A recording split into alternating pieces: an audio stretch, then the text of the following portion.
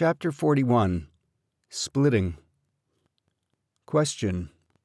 The 10,000 Things continues to surprise me with what unfolds from the mysteries of its gifts. Thanks again for simply being there to write it and share it. I didn't want to let go. I resisted. Yet letting go occurred as if spontaneously. I see now that our longing, our hurt, and unfulfilled desires are an appearance and in a sense illusory, and that there is no real self to hold on to suffering. There is no denying the occurrence of longing, hurt, and unfulfilled desires, and no need to. By virtue of their appearance, they belong for the entire length of their stay. I honor them as guests within awareness, even though they hurt, even as we wish for them to leave. What saves us isn't denial or an attempt to wish a thing away. No, our relief is found in the search for the one who suffers. It's this inquiry that leads to a profound sense of relaxation in the discovery of the absence not of suffering, but of the sufferer. What we find is simply space, or better said, our own spaciousness that allows for all things to be exactly as they are, until they change, until something new appears, and that too belongs within our capacity to hold all things. And I want to thank you for taking the time to read my messages. I appreciate being able to share with you where I find myself from moment to moment, inspired, and simply writing what comes to me. And much of it right now is largely connected to the 10,000 Things. For me, 4T isn't instructive or even transformative. For me, it is a source of self-revelation. Each time I read this book, I find one more notion, one more concept, one more subtle belief that I've clung to unexamined.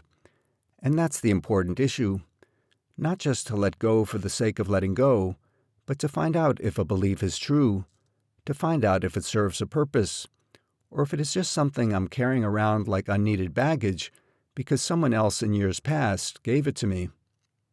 So here I am in this moment, sharing this with you, Robert. I am not insulated from pain or suffering, nor am I free from faults that seem to need forgiveness. I am just awake, and in this awakeness, I find a difference from the way things were before. It's not that I don't try to correct myself, to take what seems the proper course of action, or even to avoid pain and suffering. It's just that all of that occurs within the larger context of awareness. I am awake to all that happens, and it's enough to simply be. By the way, when people visit my blog and ask for the source of my inspiration, or what my words may mean, I always smile to myself and just write, "Read The 10,000 Things by Robert Saltzman. It's on Amazon. Let's talk after."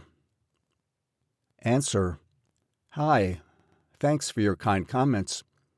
You said, quote, "Our longing, our hurt, and unfulfilled desires are an appearance and in a sense illusory. There is no real self to hold on to suffering," unquote. I am not saying this is wrong, but I am not at all sure that our longing, our hurt, and unfulfilled desires are only illusory. That just sounds to me a bit too close to boilerplate Vedanta. If all our feelings are illusory, and our thoughts as well, then what would constitute what you are calling the real self? Is the real self an unfeeling, unthinking nothingness? I cannot quite picture that, and the idea seems far removed from my actual experience. For me, thoughts and feelings are part and parcel of myself, not some aberration to be avoided or explained away. I feel extremely reluctant to say that there is a self apart from experience, independent of experience, although I know that some spiritual traditions encourage that belief. The concept of a self apart from experience is what I call splitting, by which I mean the notion that there is a real myself, Brahman or God or Source, and then there is ordinary human experience, which is not real like God, but only illusory. If human experience is inevitably illusory, then on what basis can one say that the supposed real self, God or whatever, which after all is a feature of human thought, is not illusory? Some people imagine that God pre-existed humans and made humans. I find the reverse much more likely. humans made God, as the explanation for a universe they could not comprehend. They then split themselves off psychologically from their creation, thereby dividing the psyche in two: the defective, unreal me part of the psyche, and the perfect, real God part of the psyche. This split is only conceptual, but leaves many people, the same ones to whom God or Source or universal consciousness seems an indisputable fact, feeling that something must be healed or fixed by means of spiritual practice. As I see this, a cooked-up metaphysics is the source of the split, and it is the metaphysics that needs healing, not myself.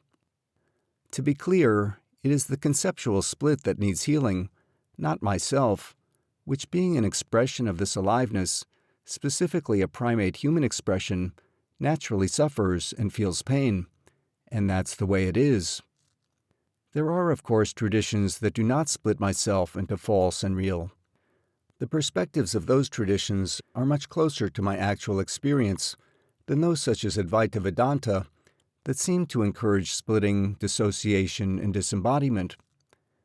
I just had an extended dialogue with a woman who complained that reading the 10,000 Things made her feel sad, so that after a few chapters she had to stop reading.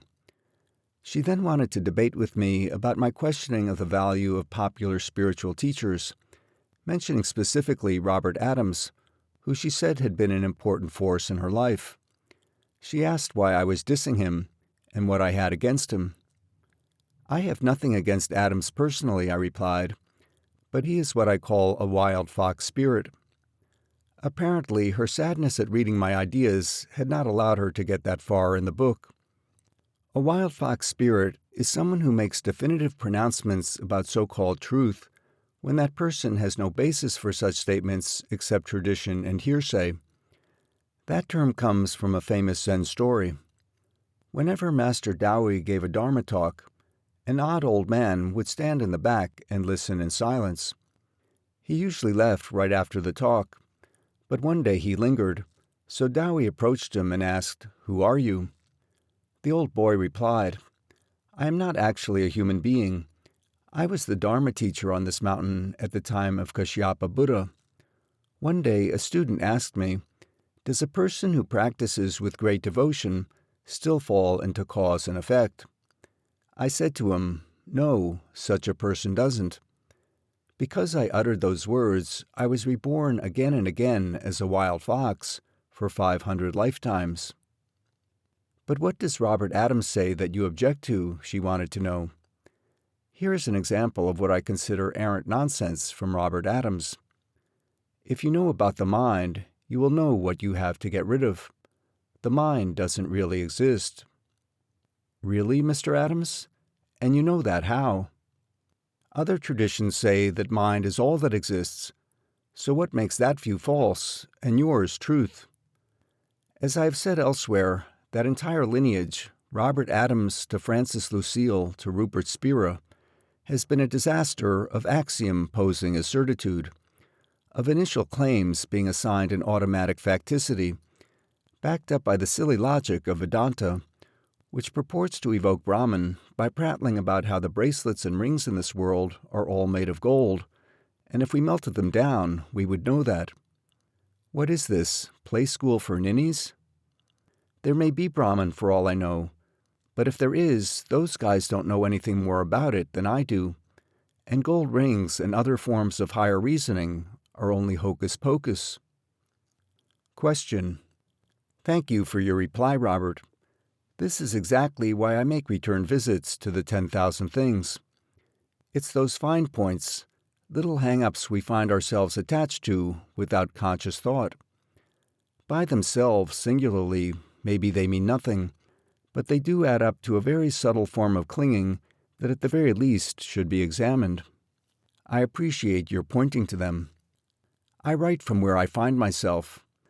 I feel inspired in this awakening, and the more I examine my thoughts with a critical eye, the clearer this inspiration feels. In no way does this increasing clarity invalidate my previous writing. Indeed, it honors it by guiding those ideas to greater clarity. This is the real value of my continued reading of the 10,000 Things. As you've stated many times, awakening never ends. Thank you, my friend. Answer: yes, indeed. Awakening never ends. Walk on.